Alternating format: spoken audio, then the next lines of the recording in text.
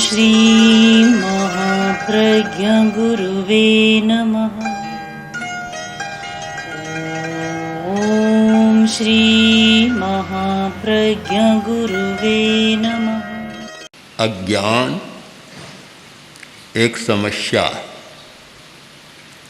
क्योंकि अज्ञानी आदमी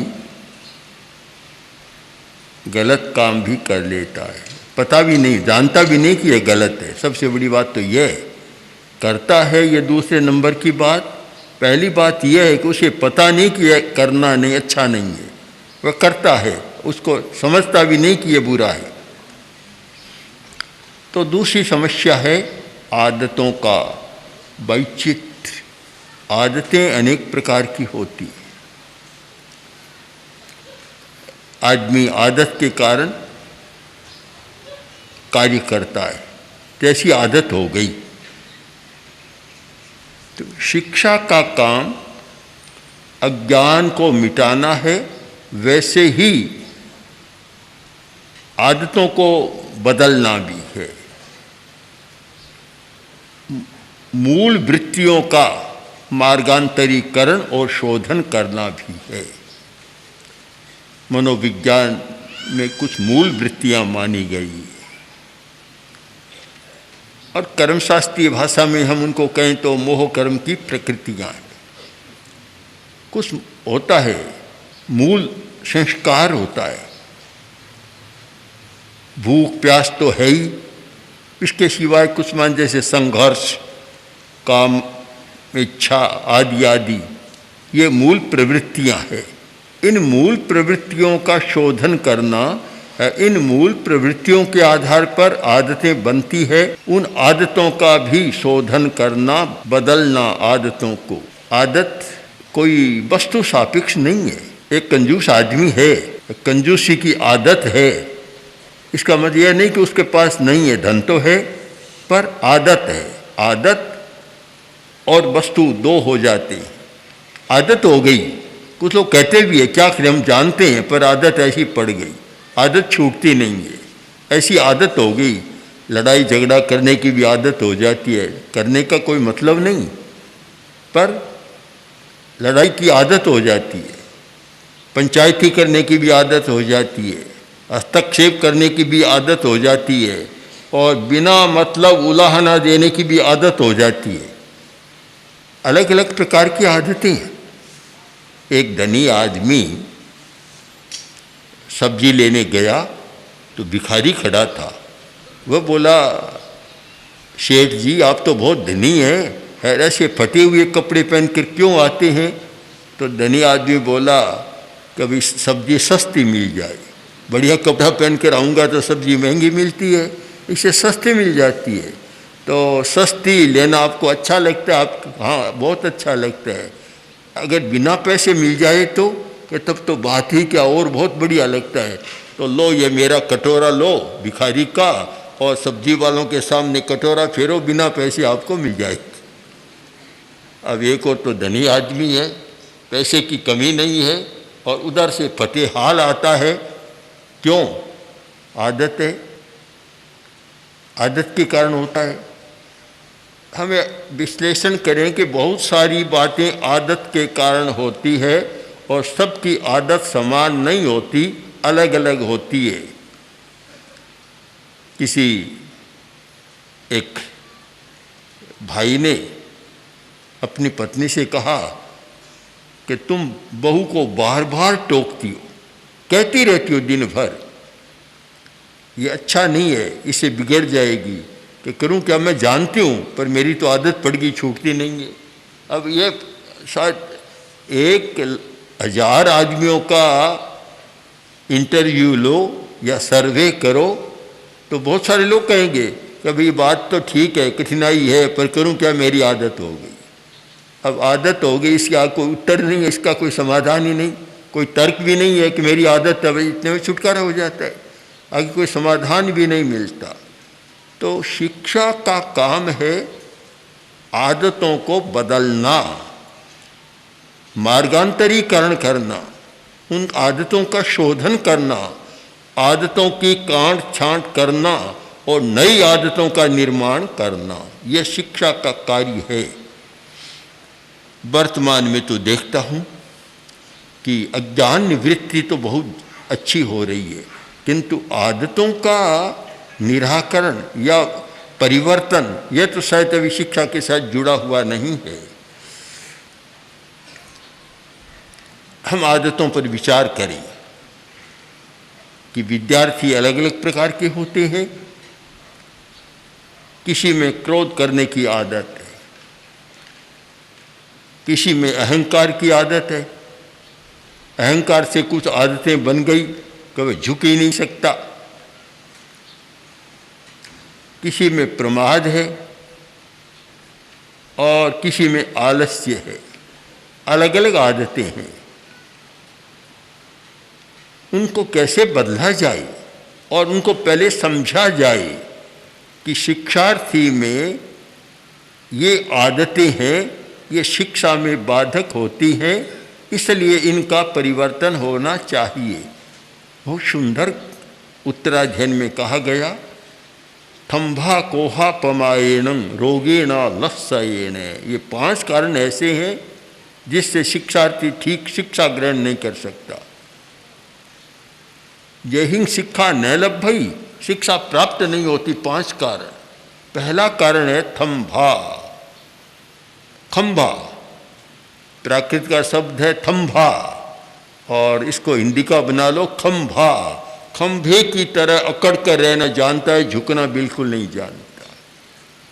वह व्यक्ति शिक्षा के योग्य नहीं बनता और यह आदत शिक्षा में बहुत बाधा डालती है और अगर न बदले तो फिर पूरे पारिवारिक जीवन में भी दुख पैदा करती है। अहंकार बहुत बड़ी समस्या है।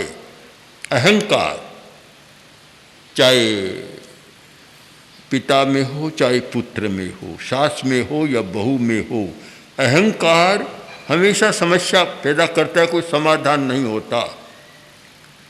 एक महिला में अहंकार बहुत था। घर में बहुत लोग थे काम करने वाले नीचे, पर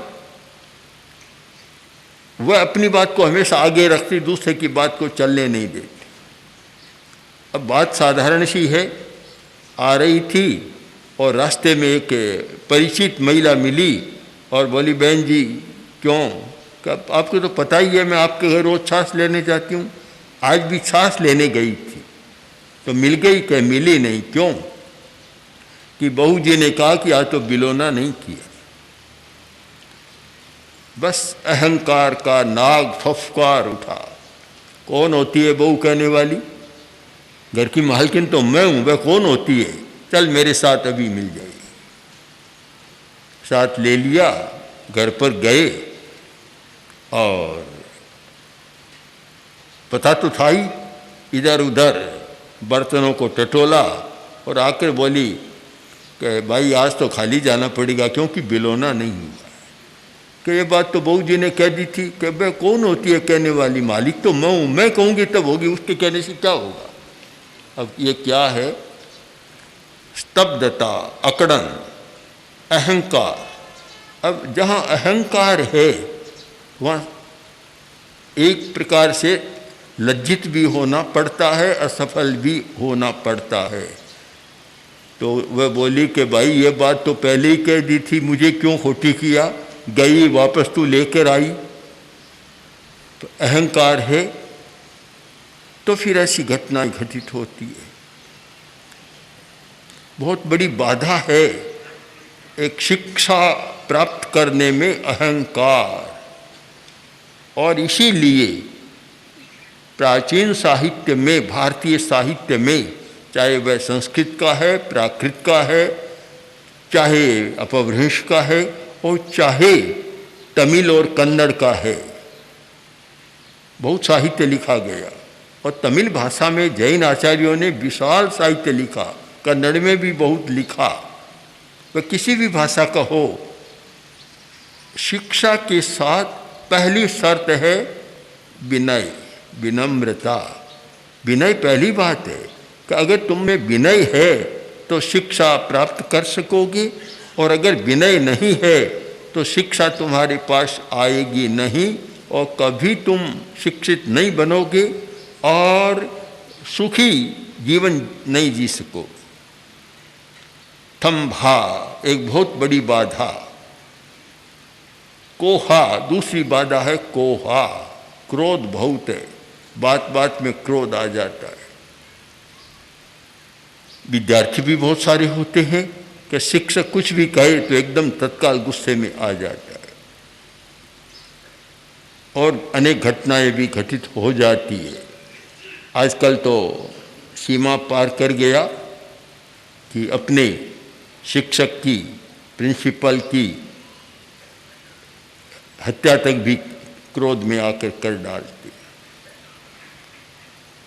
तो एक बहुत बड़ा विघ्न है यह शिक्षा का। तीसरा है प्रमाद, प्रमादी है,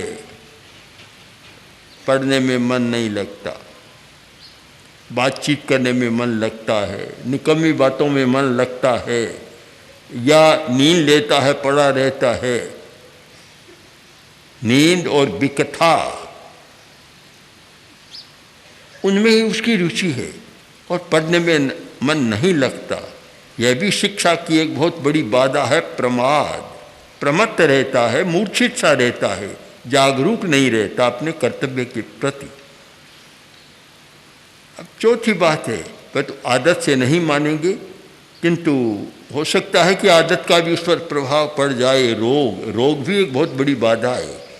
जो रुग्ण है, रोगी है, वह अच्छा ज्ञान कैसे प्राप्त करेगा? इसको हम नियम तो नहीं बना सकते।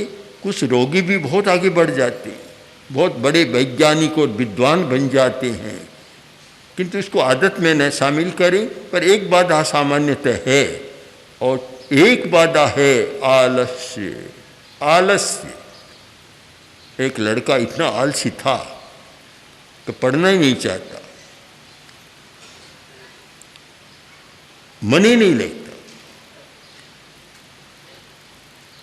तो एक दिन माँ ने कहा, देखो बेटा, पढ़ो नहीं तो ऐसे रह जाओगे, निकम्मे रह जाओगे और दुख पाओगे।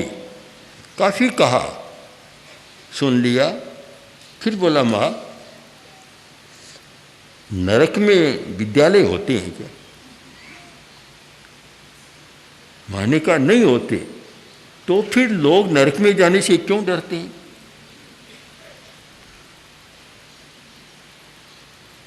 इतना आलसी के विद्यालय का मुंह भी देखना नहीं चाहता था, बस पड़ा रहता दिन भर। तो फिर एक दिन माँ ने कहा कि देखो, जाओ, क्या तुम्हारे पास पेंसिल नहीं है? कि है। कॉपी नहीं है? कि है। पुस्तकें भी है, सब कुछ है। तो फिर तुम स्कूल क्यों नहीं जाते? कि माँ, सब कुछ है पर मैं जाना ही नहीं चाहता, इसका क्या उपाय? आलस्य के कारण इस प्रकार की मनोवृत्ति बन जाती है। अब हमारे सामने प्रश्न है कि शिक्षा के द्वारा इन आदतों को कैसे बदला जाए। अगर ये आदतें न बदले तो फिर शिक्षा का कार्य अधूरा हो जाता है। शिक्षा का कार्य तब पूरा हो कि जानकारी हो और जानकारी के साथ आदतों में परिवर्तन हो, दोनों हो तब काम पूरा होता है। कोई जानकारी हो गई, आदत में 1 इंच से भी इधर उधर नहीं होता है, तो फिर शिक्षा का क्या लाभ? एक बड़ा प्रश्न है हमारे सामने। जीवन विज्ञान की जो परिकल्पना की गई उसका यही तो आधार है। कभी शिक्षा के द्वारा जानकारियाँ बढ़ रही है, ज्ञान बढ़ रहा है, बहुत सारी सूचनाएं नई नई जानी जा रही है, पर आदमी जैसा का तैसा है, आदतों में कोई परिवर्तन नहीं हो रहा है। और वह कैसे हो? जो वर्तमान चालू पाठ्यक्रम है उसमें यह संभव नहीं है, तो कैसे हो? इस चिंतन के साथ ही जीवन विज्ञान की योजना बनाई गई और वह शिक्षा का एक ऐसा पूरक अंग बन गया कि अज्ञान मिटे ज्ञान बढ़े और साथ साथ में आदतें बदले, वृत्तियों का परिष्कार हो, मौलिक मनोवृत्तियों का संशोधन हो या मार्गांतरीकरण हो। इस उद्देश्य से जीवन विज्ञान की बात सामने रखी गई। जीवन विज्ञान में उपाय बतलाए गए, उपाय कि अहंकार को कैसे कम किया जा सकता है, क्रोध की आदत को कैसे बदला जा सकता है, प्रमाद को कैसे बदलकर और जागरूकता को बढ़ाया जा सकता है, और आलस्य को दूर कर कैसे स्फूर्तिमान स्वतः स्फूर्त व्यक्तित्व का निर्माण किया जा सकता है। ये सारे उपाय हैं। आदतों का बदलना केवल शाब्दिक व्यापार नहीं है, केवल शब्दों से कोई आदत नहीं बदलती, उसके लिए चेतना का रूपांतरण करना होता है, और चेतना का रूपांतरण करने के लिए एक अभ्यास पद्धति का सहारा लेना होता है। अभ्यास करें और अभ्यास के द्वारा चेतना का रूपांतरण हो, उसके बिना संभव नहीं है।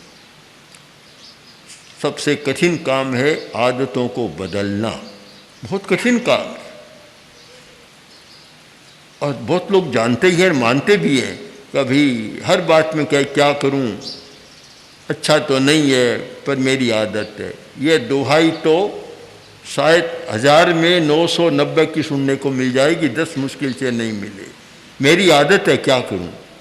कोई लोग यहाँ तक मैं आदत से लाचार हूँ, ये खाते हैं ना पान पराग, जर्दा, तंबाकू, खैनी, उनसे कहा जाए कभी ये छोड़ दो, अच्छा नहीं है, बीमारी का मैं जानता हूँ कि बीमारी बढ़ती है, पर क्या करूँ, आदत से लाचार।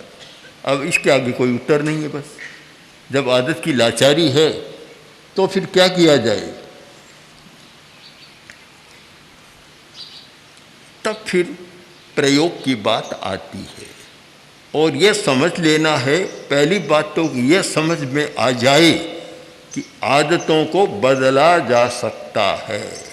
यह पक्का विश्वास हो जाए, यह सच्चाई समझ में आ जाए कि आदतों को बदला जा सकता है।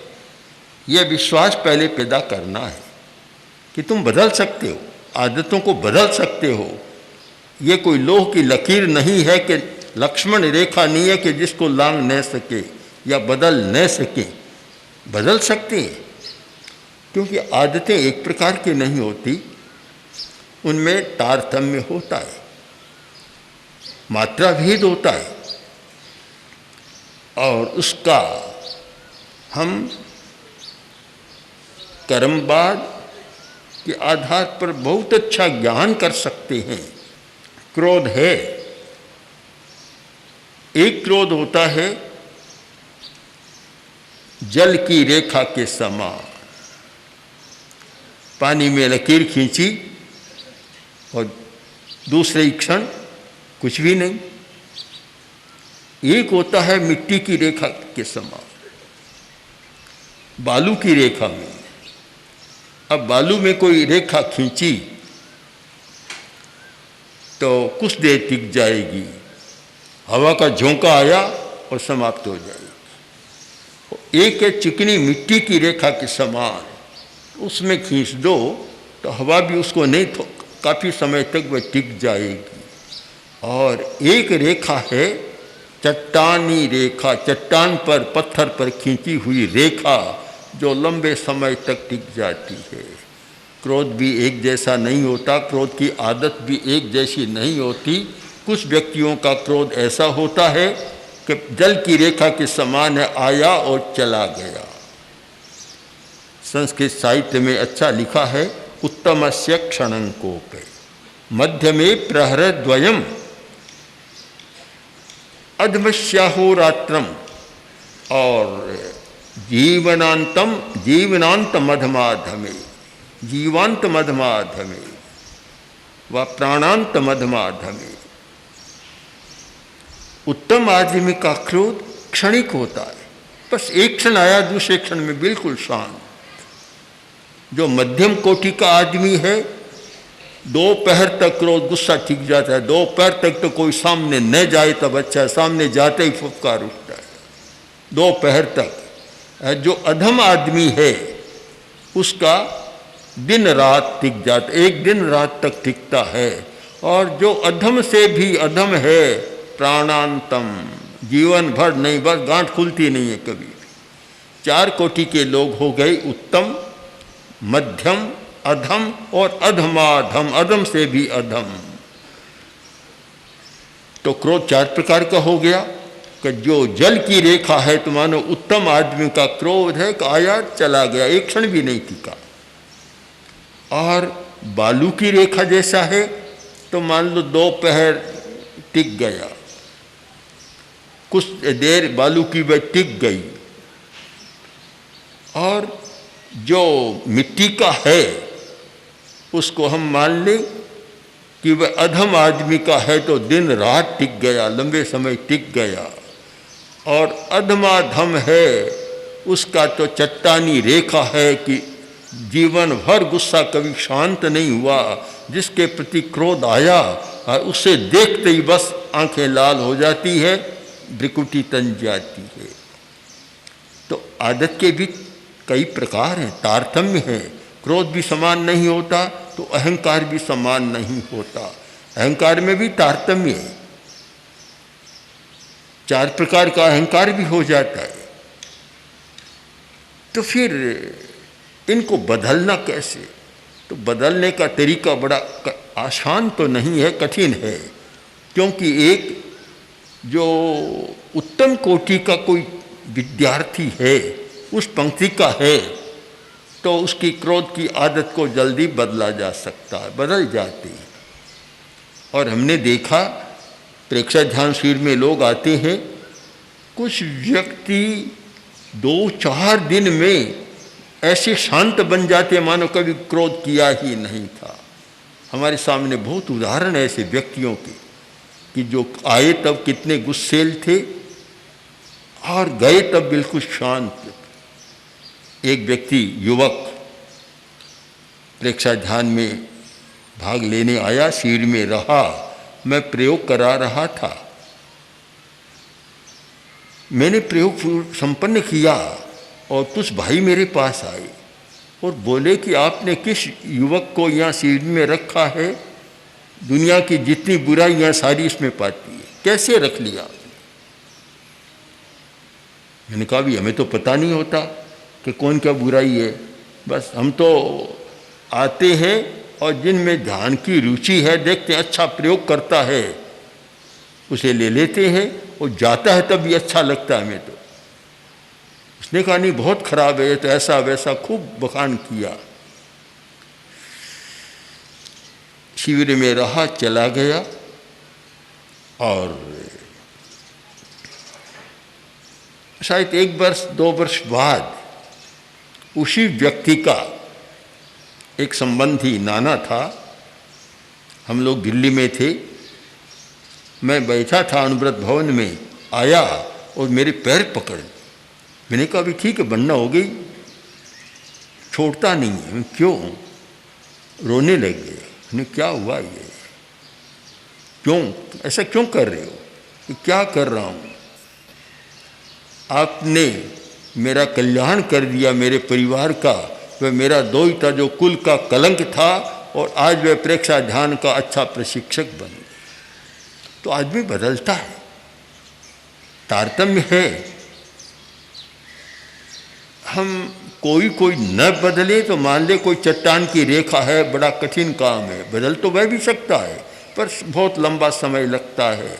किंतु बहुत लोग तो ऐसे आते हैं, कोई जल की रेखा जैसा आता है, कोई बालू की रेखा जैसा आता है, और कोई मिट्टी की रेखा जैसा आता है। तो मान लें कि 75% तो परिवर्तन योग्य व्यक्ति आते हैं, और 20-25% ऐसे होते हैं जिनमें कठिनाई होती है, पर उनको भी बदला जा सकता है, लंबा समय लगे भले।